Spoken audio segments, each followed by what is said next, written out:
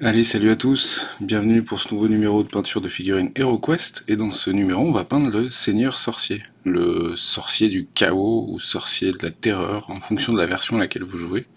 Sur la dernière version il s'appelle le sorcier de la terreur, et il y a plusieurs scénarios où il intervient, mais je spoil pas, voilà, je spoil pas parce que si jamais vous jouez les scénarios du livre de base, vous allez autant garder la surprise, surtout pour les joueurs, notamment les maîtres de jeu, je pourrais vous en parler. Bref, on a toujours une sous-couche zénitale, hein. Par le dessus on voit très clairement qu'il est vraiment plutôt blanc, alors que par le dessous on a quelque chose d'assez sombre, ce qui va nous aider pour la contraste. Et la première chose qu'on va faire, toujours partir de la teinte la plus claire vers la teinte plus foncée, quand on veut peindre vite comme ça si jamais on fait des erreurs c'est pas grave, c'est qu'on va peindre son visage, donc sa tête de squelette. Si on dépasse un petit peu à l'intérieur de la capuche, c'est pas très grave. Dans la même teinte, alors c'est un peu bizarre parce que c'est un seigneur sorcier avec une tête de squelette, mais il a des bras et des mains humaines. Ce ne sont pas des mains squelettiques. Et des os à la place des bras, on est bel et bien sur. Mais je vais quand même les peindre couleur os. Voilà, comme s'il avait une peau décrépie par sa magie noire, en quelque sorte. Donc on prend son temps. Là, pour le moment, il n'y a pas trop d'erreurs possibles. En dehors peut-être de mettre trop de peinture ou pas assez. Et on va essayer de se faire un tout petit, alors vraiment un chouïa plus plaisir sur la peinture, parce que on va essayer de faire un petit dégradé. En fait, j'ai regardé quelques artworks du bouquin, et j'ai pas réussi à trouver de teinte qui me convenait sur la couleur de sa robe. Du coup, ce qu'on va faire, c'est qu'on va faire comme je l'avais fait sur une armée de morts vivants que j'avais sculpté il y a quelques temps. C'est qu'on va partir sur des uniformes qui tirent vers le vert. Mais pour rendre ça un peu lumineux et un peu sale, on va pas faire ça à l'aéro, hein. On n'est pas, on peint du HeroQuest les gars. Donc moi je sors pas l'aéro pour HeroQuest. Bref, je vais commencer par une toute petite touche de jaune. Ensuite, on va partir sur le jaune, c'est du Yenden Yellow de chez Contrast, toujours en contraste, hein. Du Plague Bearer's Flesh, qui est un vert nécrotique pestilentiel, assez clair, voire même très clair. On peut s'en servir pour faire la peau des gobelins. Et ensuite, on va aller sur du Orc Flesh. Donc, et puis surtout, on va sortir le médium. Le médium de chez Contrast, au cas où on en aurait besoin pendant notre mélange. Bref, alors on va commencer. Et là, ce qu'on va faire pour cette fois, c'est qu'on va ouvrir les trois pots. Comme ça, on va travailler un petit peu dans le frais. On va pas faire de la grande peinture. Vous attendez pas à quelque chose de dingo. On garde le chiffon à proximité si on veut pouvoir essuyer le pinceau si on en a trop mis. Et en fait, vous allez voir, je vais commencer. Alors, je vais dépasser à certains endroits, mais on s'en fiche parce que les autres teintes, je vais les faire couleur métallique. Donc, je vais les recouvrir ensuite. Donc, je mets vraiment une teinte de jaune là où ça prend le plus la lumière. Donc, on est surtout sur les extrémités de la tunique, à la limite là sur le bout qui dépasse. On peut le faire ici aussi. En fait, là, on suit le blanc de la sous-couche zénitale qu'on a fait sur la figurine. Donc, globalement, là où ça a pris le plus de blanc, en fait, tout simplement. Le bas, non, parce que je vais quand même lui donner un aspect un peu sombre. On va juste vérifier cette manche. Alors là, je vais expliquer un petit peu en même temps, mais vu que je veux travailler dans le frais, il faut que j'avance un peu vite. Ensuite, je passe direct au Plague Bearer's Flesh. J'ai pas essuyé mon pinceau, comme vous l'avez constaté. Et je vais tirer le jaune vers mon vert clair. Donc vous voyez, ça crée déjà un petit dégradé direct, parce que là, vraiment, on n'a rien attendu que ça sèche. Hein. Absolument rien. Et en plus, on n'a même pas nettoyé le pinceau. Donc s'il y a des endroits où vous voyez que ça prend pas, et ben n'hésitez pas soit à rajouter un peu de médium pour réactiver un petit peu le jaune que vous avez passé précédemment. Et puis vraiment n'hésitez pas à charger le pinceau. C'est vraiment pas grave à ce moment-là de trop charger le pinceau. Vous pourrez sans trop de problème venir enlever l'excès de peinture avec votre pinceau justement, d'où l'intérêt de garder le chiffon à proximité. Donc on passe du vert dégueulasse là, le vert de chez... en fait ça c'est du vert Nurgle. Voilà, que les choses soient claires, les choses sont dites. Donc déjà on a créé un petit dégradé, et ensuite on va prendre du vert foncé, très foncé, puisqu'on est sur le Orc Flèche, mais il est quand même assez pétant, et on va tirer un peu plus comme ça vers le bas. Je vais dépasser à mort sur le socle, mais c'est pas grave, c'est pour bien respecter la sculpture, même si elle est pas folle, la sculpture de la figurine.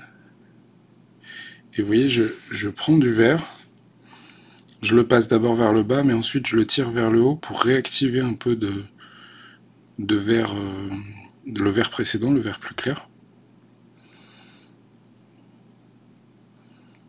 Et on monte en fait progressivement.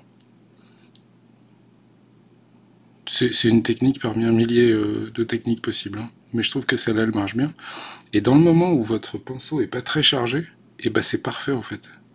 C'est le moment justement où vous pouvez doser la quantité de peinture que vous voulez appliquer à tel ou à tel endroit. Donc, on a créé ce dégradé à peu près approximatif. Voilà, et du coup, je fais pareil sur les manches.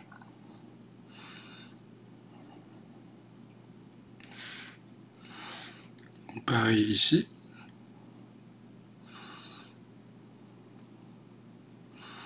Et voilà, on a un dégradé ultra facile.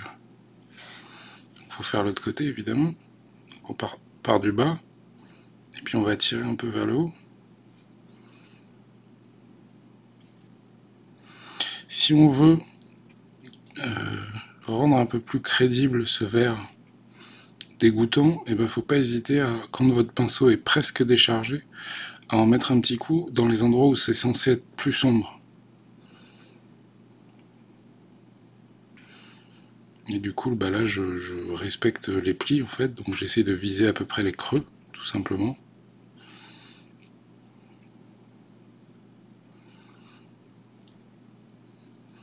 Et là, on a...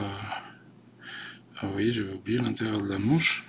Et si on veut accentuer la chose, on va venir déposer une goutte de vert foncé, vraiment dans les creux, juste pour que, bah, paf, pastèque. Juste pour que ça... J'étais très clair dans cette explication.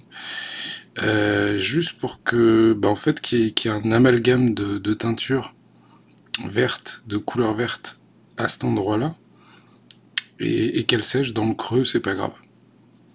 Donc, une fois qu'on aura peint ce fameux vert, ce dégradé un peu simpliste, hein, on est très très simple, mais c'est histoire de vous montrer, et puis j'avais envie de m'amuser un peu avec les contrastes.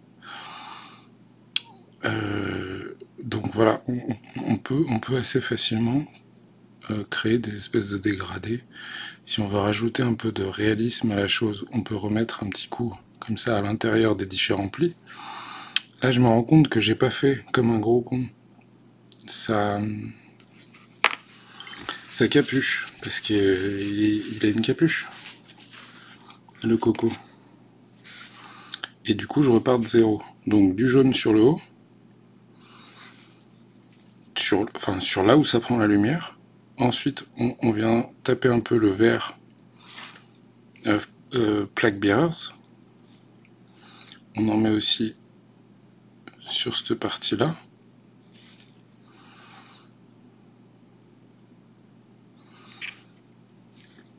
Là où ça prend la lumière, en fait.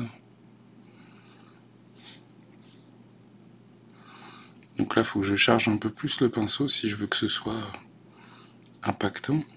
Hop. Et ensuite, on vient taper dans le vert foncé. Alors là, j'en ai trop mis dans mon pinceau. Donc je l'ai déchargé un petit peu sur le tissu qui est à côté de moi. le tissu, le chiffon qui est à côté de moi.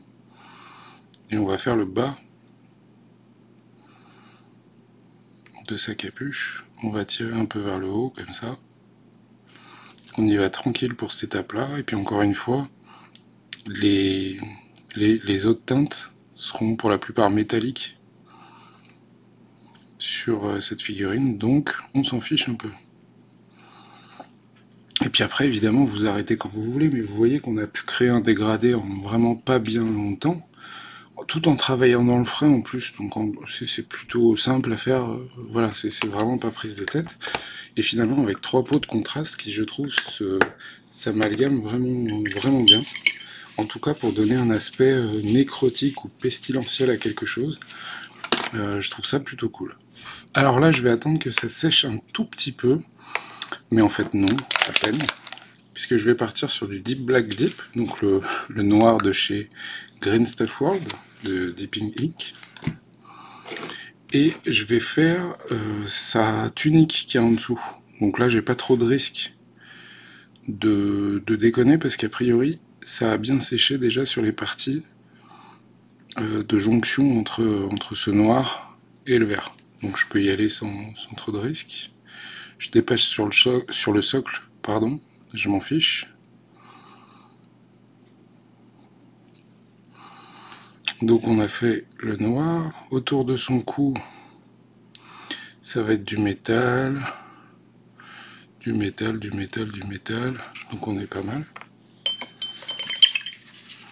Et petit truc qu'on va faire, c'est que voilà, j'ai déconné à un autre endroit aussi, donc on va juste reprendre un peu le jaune et remettre une toute petite touche de jaune là, parce qu'en fait la jonction était pas belle, donc je vérifie qu'il n'y ait pas d'autres endroits où j'ai déconné, mais bon, dans l'ensemble ça marche. Voilà.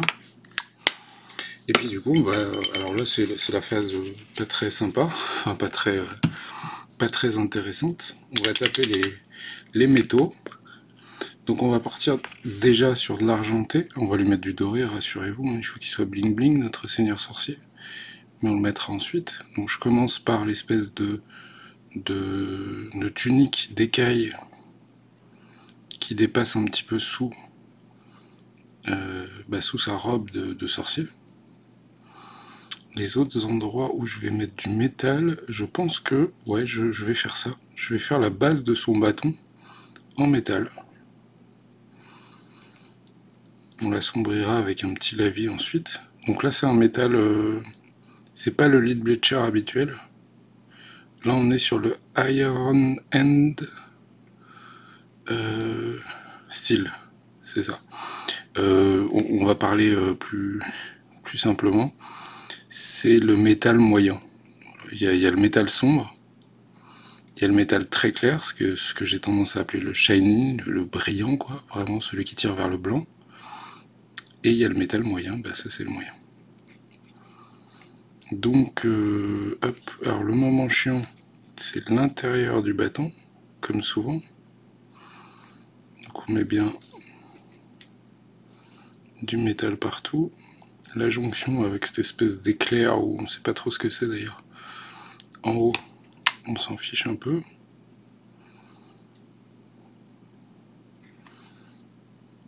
Je sais pas, d'ailleurs l'éclair je vais le faire couleur dorée, je vais pas m'emmerder là. Et puis ça commence à faire un petit paquet d'heures quand même que je bosse sur ces figurines de HeroQuest. Alors c'est cool, mais la sculpture commence à me saouler un peu. Et du coup, j'ai tendance c'est vrai, à accélérer. Ça doit peut-être vous arriver aussi au bout d'un moment quand on peint toute une série comme ça. Là, je faisais juste son bracelet sur le côté. Et histoire de casser un petit peu la routine, je vais faire aussi cette espèce de pagne qu'il a. Enfin, c'est pas un pagne, je sais pas comment ça s'appelle. On voit ça aussi chez Écurie. L'espèce de tour de cou, là, triangulaire, qui descend jusqu'à son nombril.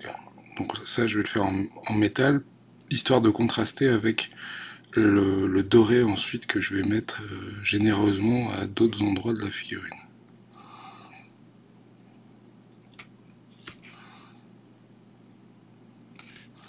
casser la routine, quoi. Donc là, pour mes parties métalliques, ben on est bon. Enfin, les parties, ouais, couleur acier, quoi. On est pas mal. Et puis on va prendre l'éternel Rétributeur Armor. Donc on est sur du doré. Et puis on va faire tout le reste en doré. On va vraiment pas s'embêter. Donc il a des pendentifs. Alors vous voyez, ce que je fais en général, c'est que quand je commence une teinte, mon pinceau il est nickel. La pointe est bien et tout. Du coup, c'est vrai que souvent je commence par faire les détails. Et au fur et à mesure de l'utilisation de mon pinceau sur cette couleur, bah, il va forcément se gorger un petit peu plus de peinture au fur et à mesure des applications. Et du coup, c'est au fur et à mesure que je vais vers les zones plus larges. J'ai moins de scrupules à déglinguer mon pinceau quand je l'ai déjà bien chargé de peinture. Donc là, il a deux petits bracelets à son bras gauche, qu'on lui fait en doré. Il en a aussi un au bras droit, au-dessus de l'autre. Donc on va faire la jonction carrément complète. Je pense qu'en vrai, il a un bracelet, encore de la peau, et ouais. Mais c'est pas très grave. On va attaquer la couronne. Donc là, la couronne, on va essayer de pas dépasser. Parce que j'ai du jaune en dessous. Donc on y va tranquille.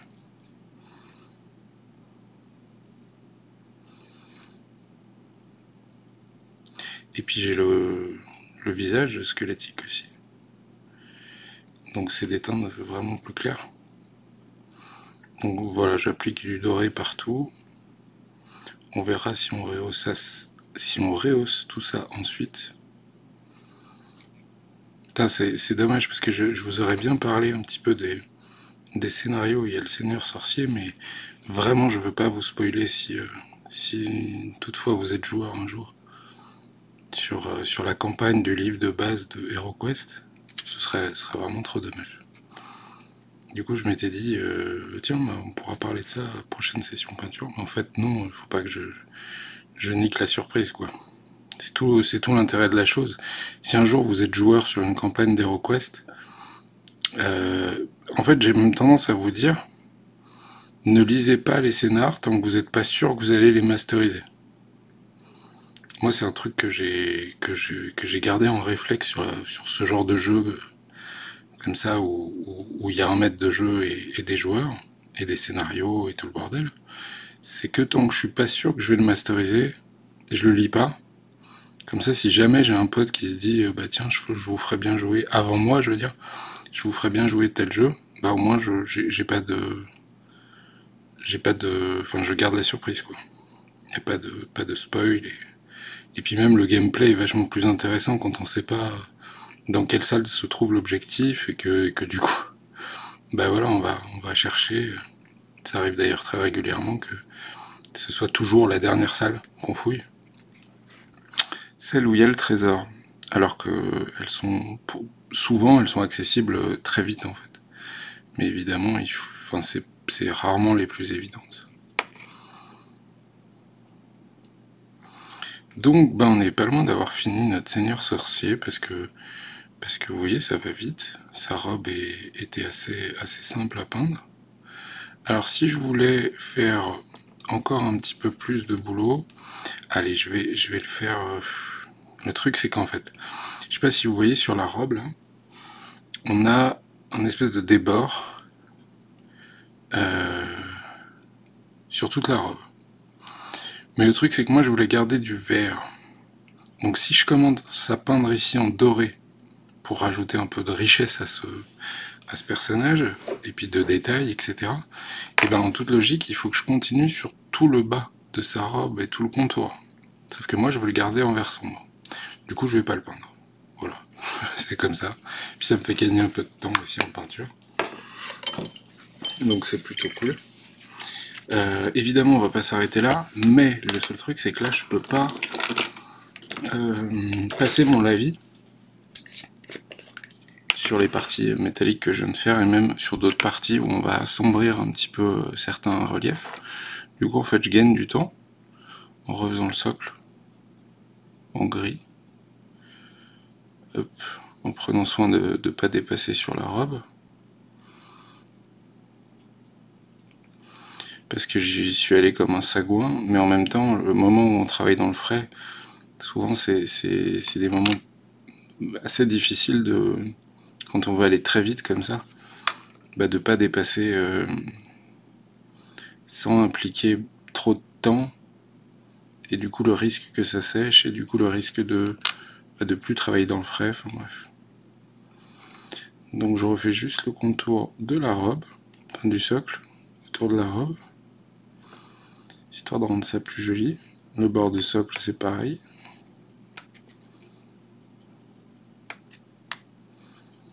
Si certains d'entre vous sont...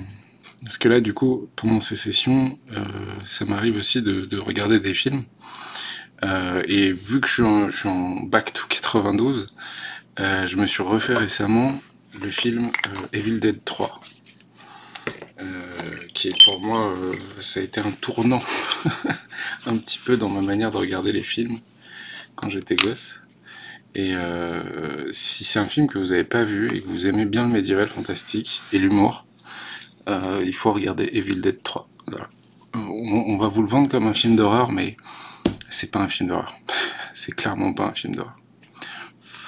Bon, ça m'a l'air à peu près sec. On va sortir le Nuln Oil. Et on va assombrir un peu tout ça. Alors pour le moment, j'y vais avec un pinceau déglingos, parce que je vais juste le passer ici, voilà, sur les écailles. Donc déjà, ça c'est fait. Ensuite, je peux garder ce pinceau assez large pour faire le truc dont je connais pas le nom. Enfin, je me souviens plus du nom. Autour de sa poitrine. Il y a un A de sculpté. Il y a un symbole sculpté sur son truc, mais c'est tellement pas bien sculpté que j'ai du mal à voir ce que c'est. Sur son amulette autour du cou. Donc vous voyez, je repasse un peu de lavis noir, histoire de recréer un peu d'écart, de contraste, justement, entre les teintes métalliques et sa robe.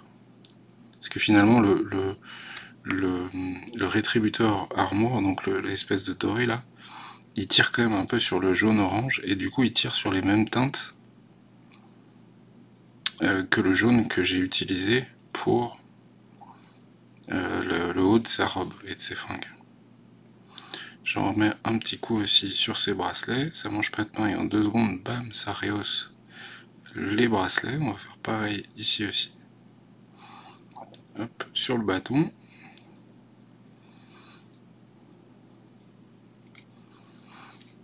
On va faire vraiment toute la longueur du bâton, j'en mets que sur les parties inférieures. Hop. Alors là on voit que ça a réactivé mon doré. Enfin alors je sais pas si vous le voyez vous, mais moi je l'ai vu parce que ça a teinté légèrement.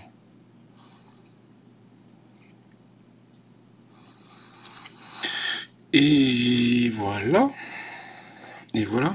Et du coup, en fait, moi je le trouve bien comme ça. Qu'est-ce qu'on pourrait faire pour l'améliorer? Sachant que là je ne vais pas le faire, hein, que ce soit clair. Mais pour l'améliorer facilement, déjà on pourrait faire tous les débords de la robe dans une teinte riche, voilà, qui vont donner encore un peu plus de relief à la figurine. Pour toutes les parties métalliques, on pourrait toutes les rehausser un petit peu avec du Shining Silver, donc de l'argenté flashy.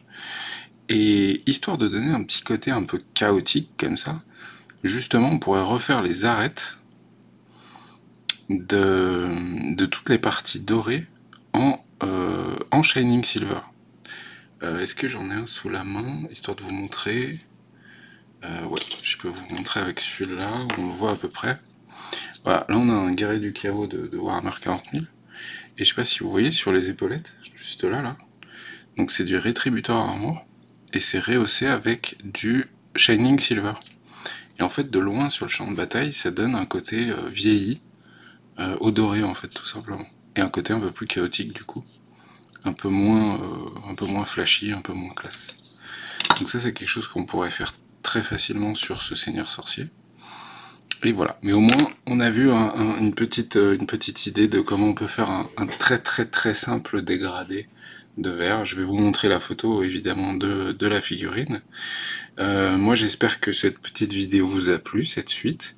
Dans les prochaines, on va continuer la boîte de base parce qu'il reste du boulot. Et puis je vous souhaite plein de bonnes peintures, bon jeu, une bonne journée pour ceux qui regardent ça à 6h du mat. Et on se retrouve très vite pour des nouvelles vidéos. Ciao ciao.